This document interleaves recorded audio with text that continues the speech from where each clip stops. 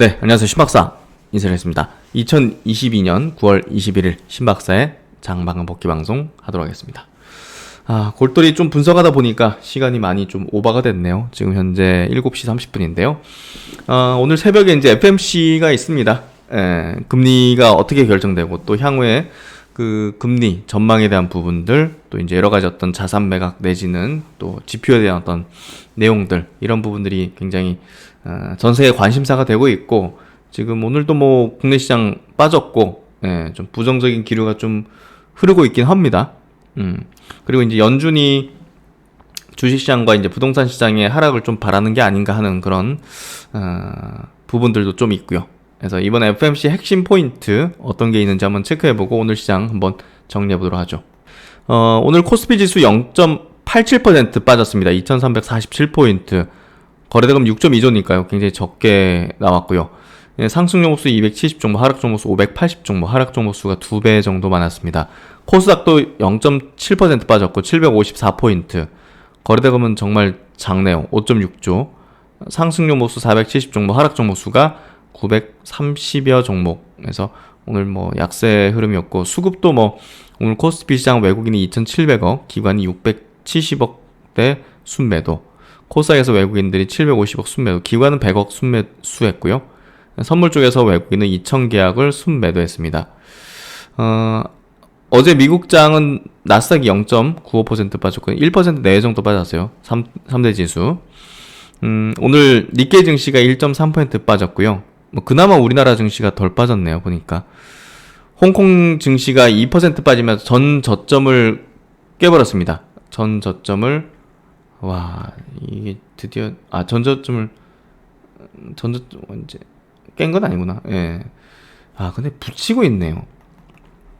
전 저점 부근을 붙이고 있잖아요. 이게 굉장히 무서운 거거든요. 그럼 뭐 이게 딱 붕괴시키는 어떤 흐름으로 가는 확률이 높거든요. 이런 것들을 제가 얼마나 많이 막혔습니까? 이런 흐름 구도, 이런 것들 차트의 모습을. 그러니까 오늘 코스피 코스닥도 이 코스피 차트거든요. 이 정고점에 붙여놓고 있는데 빅 이벤트가 가까워지고 있어. 이러면 이제 확률상으로 이제 붕괴시키는 확률이 높았단 말이에요, 과거에. 그러니까 확률상 볼 때 이제 무조건 이게 붕괴된다 이런 얘기를 할 수는 없지만 확률상 굉장히 높았다는 거죠. 오랜 경험이 있는 분들은 아실 거라는 거예요. 딱 느낌적으로 이거 붕괴할 가능성이 높겠는데, 이런 그런 약간 이제 그런 것들이 좀 관측되는 거죠. 이제 홍콩 증시도 이제 아까 이제 그런 모습으로 나타난 거고, 지금 코스피하고 코스닥도 이제 전저점 부근으로 붙이고 있잖아요, 지금. 빅 이벤트 앞두고. 그러니까 이게 약간 좀 불쾌한 거죠. 느낌이. 미국 10년물 국채금리가 지금 3.5%. 여기서는 일시적인 어떤 급등을 했지만, 여기서는 추세적인 어떤 상승의 어떤 기조로 지금 미국 국채금리가 이제 올라갔잖아요. 그래서 이게 좀 부담이 크죠.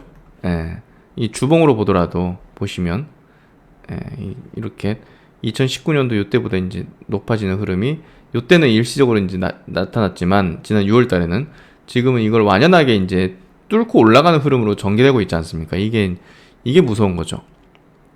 원달러 환율도 마찬가지로, 이게 이제 일시적으로 이제 코로나 때 이때 이제 돌파했잖아요. 이러다가 확 이렇게. 근데 여기서는 지금 추세적으로 이제 이런 식이 되니까, 제가 지난 7월에도 하반기 이제 원달러 환율 이제 매수 베팅에 대한 전략을 얘기 드렸을 때도 이건 굉장히 추세적이다. 그 얘기를 드렸잖아요. 이 추세적으로 움직이잖아요. 그러니까 지금 원달러 환율 1,400원이 뭐 고점이다 이렇게 얘기할 수가 없다는 거예요. 이 당시에도 1,300원 뭐 고점 얘기들, 뭐 환율 얘기하는 사람들 거의 90%가 1,300원에서 매도 쳐야 된다. 뭐 이런, 요 라운드 피겨상, 요거 이제 뭐 저항받고 이런 얘기들을 많이 했단 말이에요. 10명 중에 9명이. 근데 이걸 뚫어버렸잖아요. 추세적이란 말이에요. 추세적이라는 거는 굉장히 뭐랄까, 이 단발성으로 이제 올라가는 흐름이 아니라는 거죠. 어떤 이 펀더멘털 기조상이라든지 어떤 트렌드상이라든지 어떤 사이클상으로 이게 견조하게 로버스트하게 이제 올라간다는 흐름으로 얘기할 수 있는 거죠. 그래서 이게 이제 일시적인 게 아니라 조금 이제 중기적인, 장기적인 어떤 흐름으로 지금 갈 가능성이 높고, 환율의 어떤 레벨이 달라진다는 얘기를 드린 게 그런 얘기거든요. 아니, 우리나라 이제 지금 무역 수지가 굉장히 안 좋아지고 있었잖아요. 상반기 말부터. 그게 점점 커지고 있잖아요. 원자재를 대부분 다 수입하는 국가니까.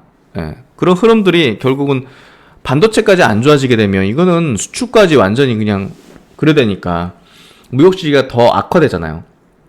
그런 부분은 이 원달러 환율이 일시적으로 올라가는 게 아니라 한 국가의 이제 경제 체력인데 한 국가의 경제 체력 자체가 레벨 다운되면 이 환율이 올라가니까 이게 레벨상으로 올라가는 흐름이 될 수도 있겠구나 생각을 한 거죠. 그래서 그런 부분을 얘기 드린 건데 지금 국채금리도 이제 그런 기조로 가고 있다는 거예요. 일시적으로 이제 빵 튀어버린 게 아니라 지금 인플레가 이게 쉽게 꺾일 수 없는 그 구성 항목들 보면 주거비, 식료품 이런 것들 올라가서 안 떨어지잖아요. 잘. 그런 것들이 지금 탄탄하게 이제 오름세인데 이 유가 빠진 것 때문에 이 CPI가 급격하게 이제 내려갈 수 있겠느냐는 거죠. 그걸 반영하는 게 지금 이 국채금리가 일시적으로 막 급등한 게 아니라 견조하게, 로버스트하게 아까 원달러 환율처럼 어떤 레벨상으로 이제 올라가는 흐름이 전개될 수도 있다는 거죠. 미국의 이제 금리가 5% 갔다가 확 낮출 수 있느냐의 문제죠.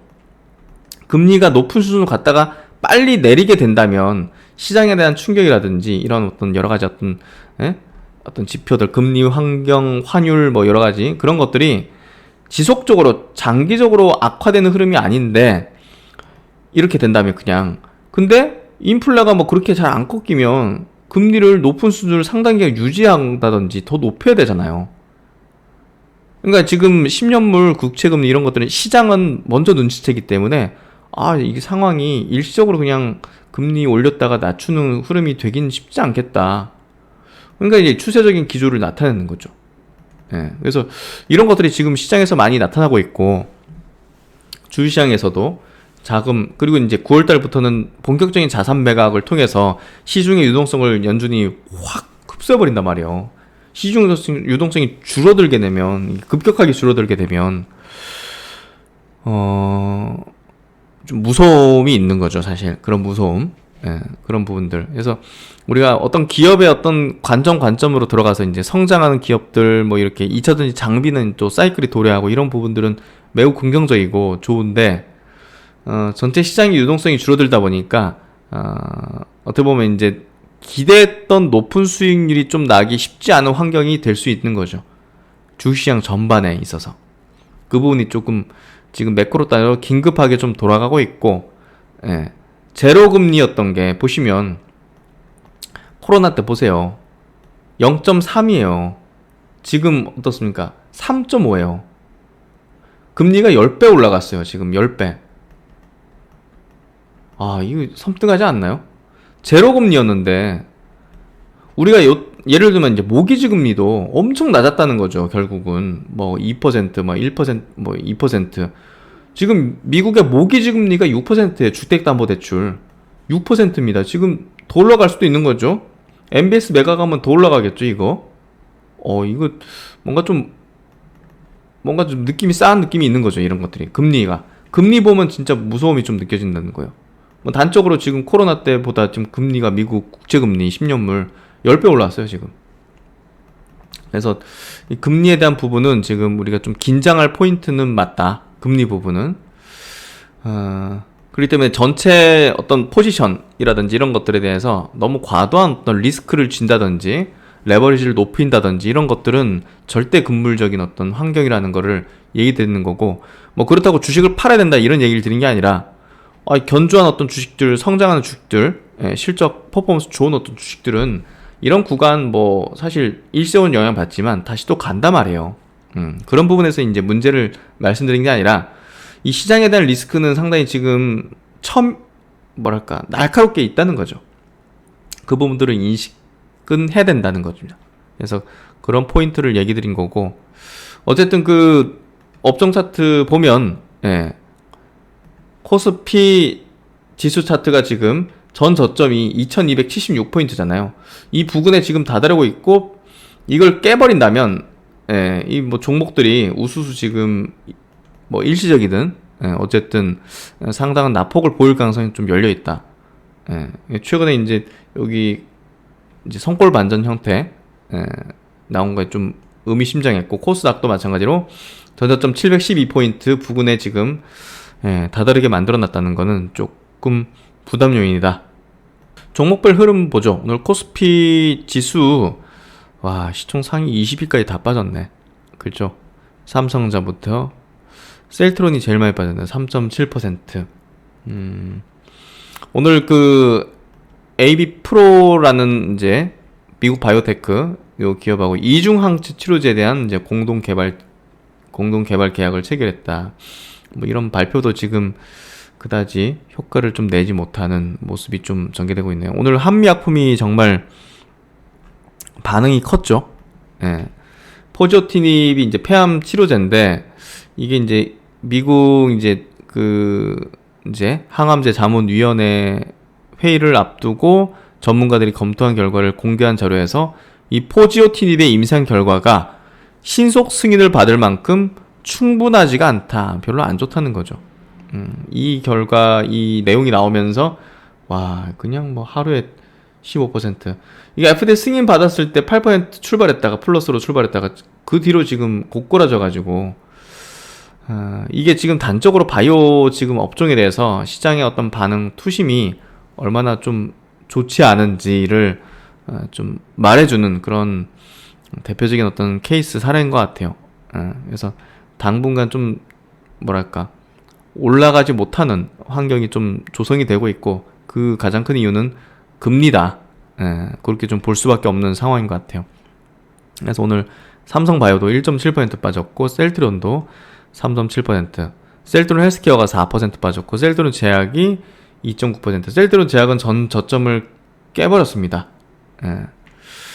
오늘 ST팜도 4% 빠졌고, 오늘 바이오가 많이 빠졌고요. 빠진데 더 빠졌네요. 그냥 알테오젠도 3% 빠지면서 참 동진 세미캠 5% 빠지고, 그나마 2차전지들이 방어적이었네요. 에코프로 BM, LNF 뭐 이런 것들, 성일하이텍이라든지 동아기업 이런 것들은 좀 플러스를 냈고, 바이오 금리의 민감도를 보이는 대표적인 업종들 중심으로 강한 하락을 좀 보여준 것 같아요. 오늘 SPG 레인보 로보틱스도 어제 이제 물량 축소 좀 얘기를 드렸잖아요. 역시나 이제 어제 좀 끌어올리는 형태가 다소 좀 팔아먹는 어떤 끌어올림이었거든요, 사실. 그리고 오늘 SPG 같은 경우는 이제 자기 주식, 자사주를 처분한다고 100억 정도 장 끝나고 나왔는데, 결국은 회사 측에서도 부담이라는 측면으로 좀 해석한 것 같아요. 지금 시장의 기조라든지 또 여기가 좀 고점 부근일 가능성이 높다고 회사 측은 좀 판단한 것 같아요. 그래서 오늘 시간에도 좀 빠졌는데, 어쨌든 전체로 좀 종목들이 올라오면 리스크 관리를 좀 하는 게 필요할 것 같아요. 굉장히 퍼포먼스를 크게 상승을 만들어내기 어려운 환경이기 때문에 이 큰 손들도 대략 적당히 좀 올라가면 팔겠다는 물량들이 계속 나오거든요. 그런 것들 보면 지금 시장 환경 자체가 높은 기대 수익률을 좀 가지지 못하는 그런 환경이다고 볼 수밖에 없을 것 같아요. 적당히 먹고 나와야 된다는 거죠, 결국은. 그런 어떤 흐름들이 계속 이어지고 전개되고 있다. 그래서 오늘 코스닥 쪽에서 바이오 많이 빠졌고, 2차전지 일부 종목들 좀 플러스 났지만 전체적으로 좀 좋지는 않았던 것 같습니다. 그래서 이런 어떤 흐름들 보여줬고, 오늘 뭐 외국인 기관들 뭐 쌍거리 순매수 뭐 이런 것들 엄청 큰 의미를 지니진 못하는데요. 인버스 상품이 수급이 들어왔네요. 코덱스 200 선물 인버스 고버스죠. 이게 곱하기 2배, 이게 2% 올랐네. 오늘 코덱스 인버스도 1% 올랐고, 야, 이 차트가 이제 상승한 차트네. SM, CJ제일제당, 에코프로 BM이 플러스 수급이 좀 들어오는 흐름들을 보여줬고, 삼성중공 뭐 이런 것들을 뭐 하여튼 뭐 오늘 뭐 개별적인 성격으로 좀 움직이는 종목들 요런 정도가 움직였던 것 같고요. 어쨌든 시장 전체적으로는 좀 부담 요인 그리고 리스크 요인에 대한 생각을 좀 해봐야 되는 그런 시점인 것 같고, 오늘 뭐 FMC 얘기 매크로 얘기 좀 드리게 될 것 같은데 이슈 체크로 넘어가도록 하겠습니다.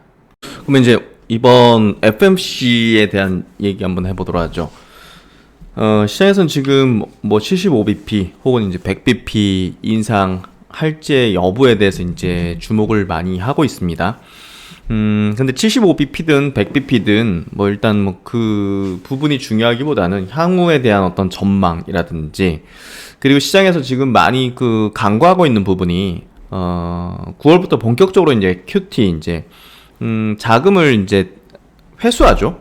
예, 이 부분이 이제 굉장히 시장에 어떤 충격을 줄 수 있는 가능성이 높은데, 그 부분에 대한 이제 포인트가 이 FMC에서의 어떤 주요 포인트라고 볼 수 있을 것 같아요. 그래서 여기 이제 KB증권에서도 이제 얘기하고 있는데, 관전 포인트, 금리 인상에 대한 폭 이외에도 이후 이제 금리 인상 경로, 이제 점도표죠. 예, 점도표가 이제 내전 기준금리를 3.8%로 제시, 현재 시장은 4.4% 정도로 이제 반영 중이라는 측면. 그래서 이번 점도표에서 내년의 어떤 기준금리 자체를 뭐 4% 혹은 5% 이런 식으로 좀 제시를 할 것 같은데, 혹이라도 이제 시장이 예상하고 있는 수준보다 훨씬 높은 뭐 5% 이상 이런 점도표가 이제 뭐 나타났다.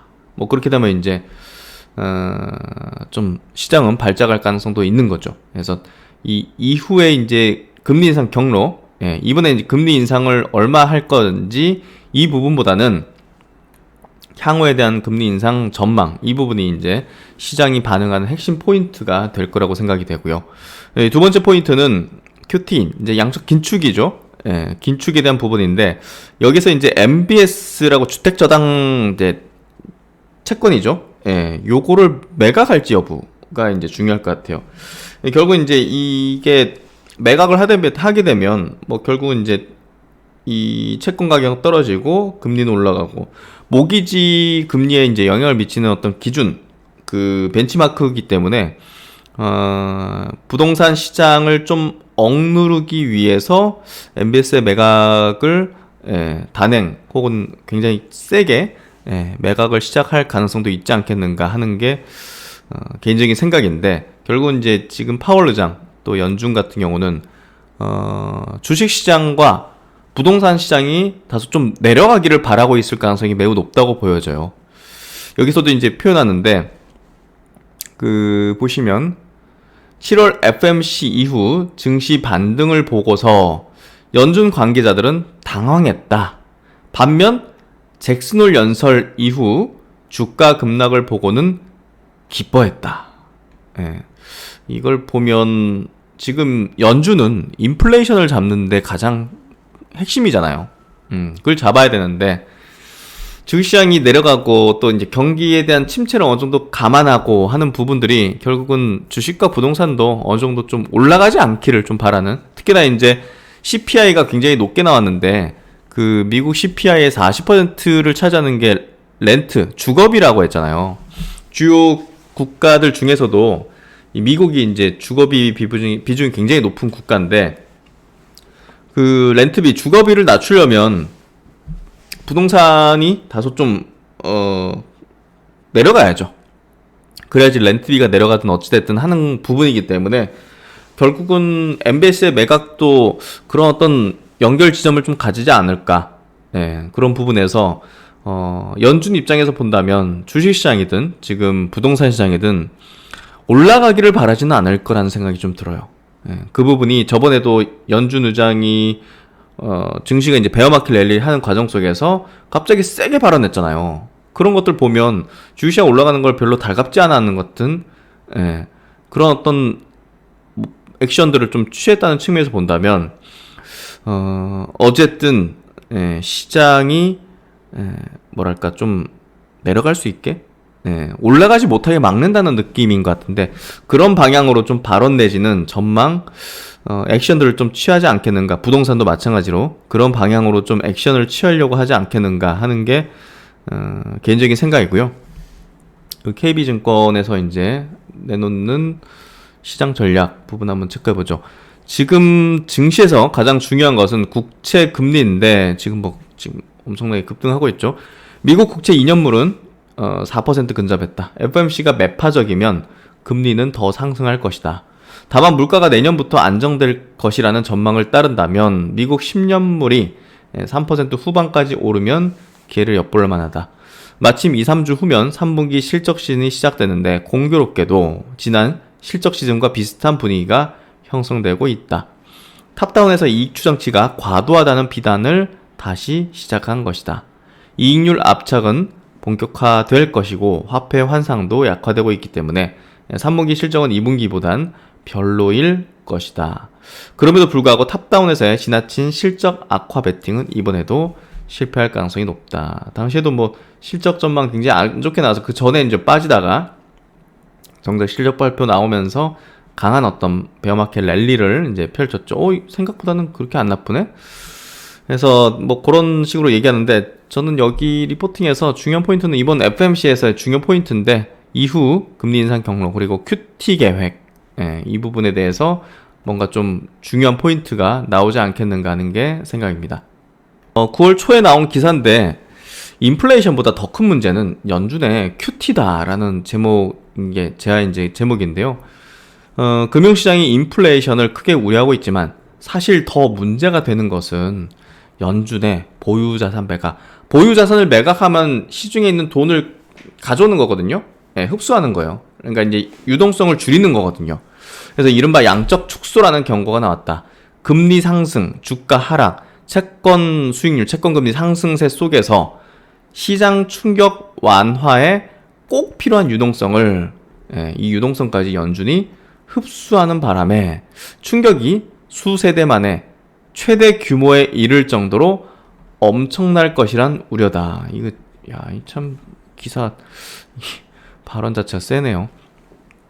일단 월스트리트 저널에서 이제 나온 어떤 내용을 우리나라 기사화한 거니까 한번 체크해 보시면 될 것 같고, 금리 인상과 QT 동시 진행이다. 월스트리트 저널은 지난 두 차례 대규모 주식시장 붕괴 과정을 성공적으로 헤쳐온 실적을 자랑하는 영국의 런던 자산운용사 러퍼가 이 같은 비관적인 전망을 내놨다고 전했습니다.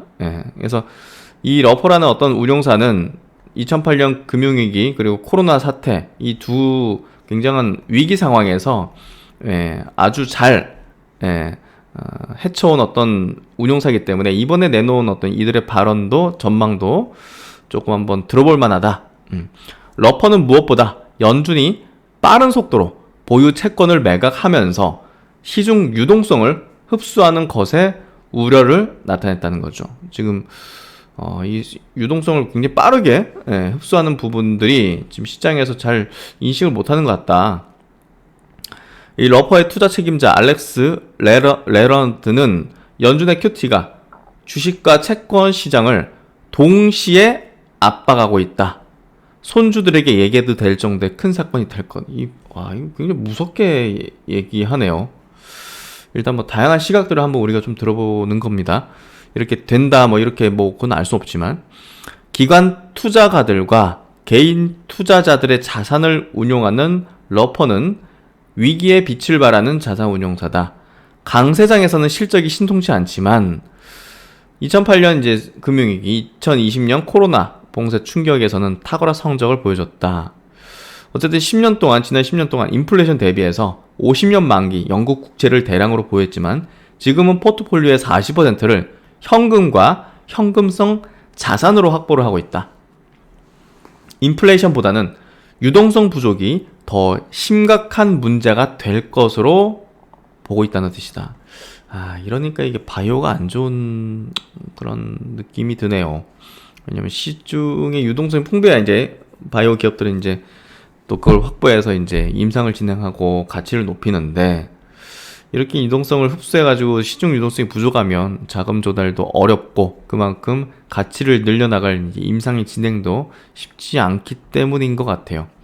시장은 그렇게 좀 반응하는 것 같고, 연준의 QT 속도 배가해서 연준은 이달 채권 매각의 속도를 높였다. 매각하면 시중 유동성을 흡수한다는 겁니다.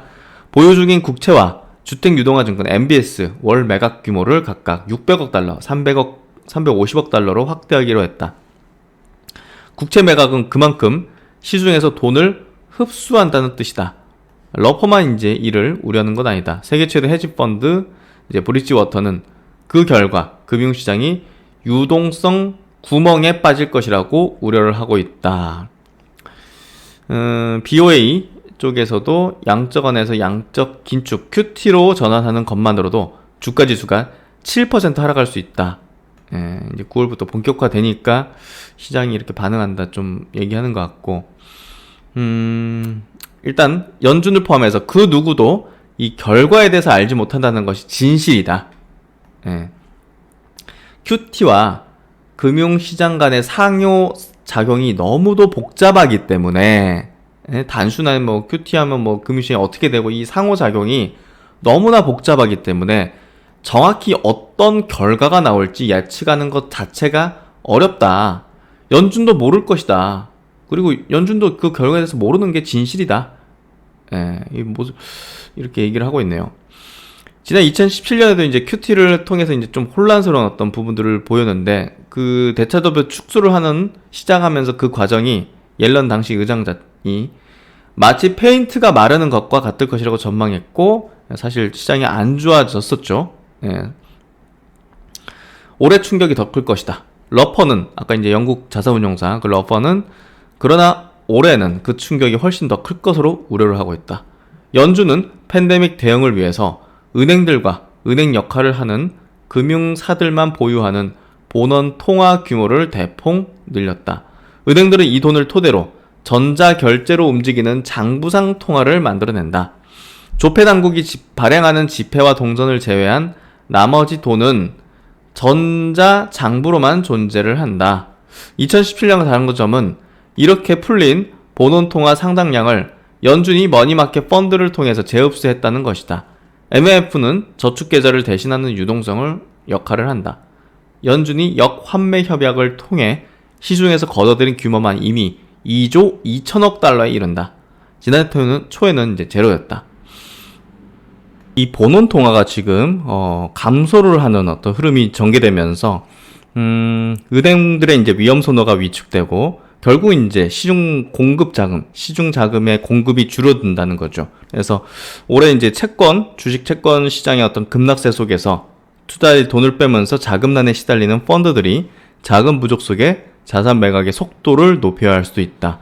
은행들이 계속해서 돈 풀기를 꺼리면 시장 하강세 완충 작용에 대한 부분을 기대하기가 어렵고 자산 가격 폭락세로 이어질 수가 있다는 거죠. 올 하반기 이제 기업들의 이제 전망치도 조정이 되고 있고 하향 조정이 되고 있고 주가가 이제 큰 폭으로 하락할 때 속도를 늦춰줄 수 있는 안전판이 사라지고 있다는 것이 러퍼의 경고다. 그래서 아까 이제 그게 굉장히 좀 뇌리에 남네요. 그 손주들에게 얘기해도 될 정도의 큰 사건이 될 것이다. 야, 참 뭐 겁을 주는 건지 모르겠는데 하여튼 뭐 이런 어떤 시각도 있다는 거 우리가 좀 인식하고 있으면 될 것 같고요. 그래서 미래에셋증권 이제 오늘 장 정리 그리고 이제 미국 증시 전망에 대한 이제 코멘트 한번 좀 보도록 하죠. 일관된 정책 신호의 중요성에서 오늘 새벽이죠. 새벽 3시와 3시 30분 미국 연방기금 금리 2.5%인데 여기 75bp 인상하면 3.25가 되죠. 오늘 75bp 인상을 하는 것으로 좀 가닥이 잡히고 있는데 시장에서는 또 모르는 일이죠. 100bp 할지. 1980년 이후 5차례 있었던 연준의 통화 긴축 이제 사이클 동안의 평균 금리 인상폭과 비슷해진다. 물론 시장은 추가적으로 100에서 175bp 정도의 추가 인상을 예상하기도 하고 있다. 그래서 4에서 한 5% 정도의 이제 기준금리를 바라보고 있기 때문에 이게 참 이게 상상이 좀 안 가는 수준의 금리죠. 2년 전에 제로금리였는데 2년 전에 제로금리였는데 지금 5% 금리가 될 거라 예상을 하고 있는 게 무섭네요. 이거 엄청난 큰 변화잖아요. 결국 이제 주식이나 부동산이나 뭐 이런 채권 시장이나 완전히 박살나는 거죠. 금리 관점으로 본다면. 금리가 이제 자산 시장의 어떤 가장 큰 변동 요인인데 그런 부분에서 본다면 와, 이거 정말 극단적인 어떤 부분이고 이렇게까지 한다는 것 자체는 연준이 정책 실패했다는 거죠, 사실.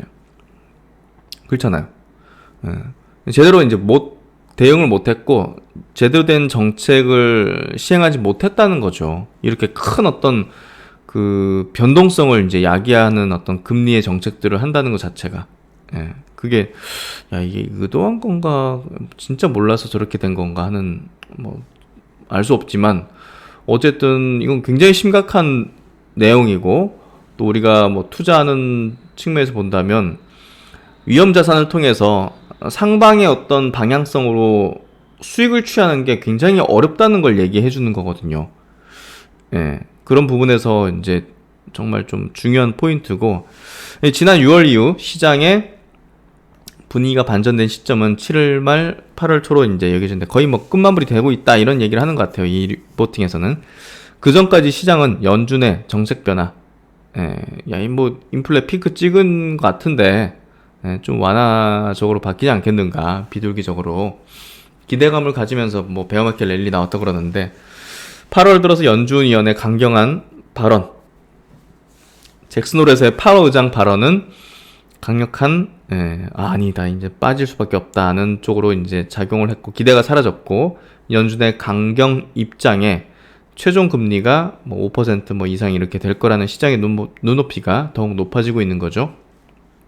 그래서 미국 국채 금리가 이제 급등하면서 지금 굉장히 올라가고 있죠. 정말 무서운 일이죠. 무서운 일이고, 일단은 여기 보시면 향후 금리 상승에 따른 10년물 국채 금리의 추가 상승은 기업 가치 및 지수 상승에 부담이 될 수밖에 없죠.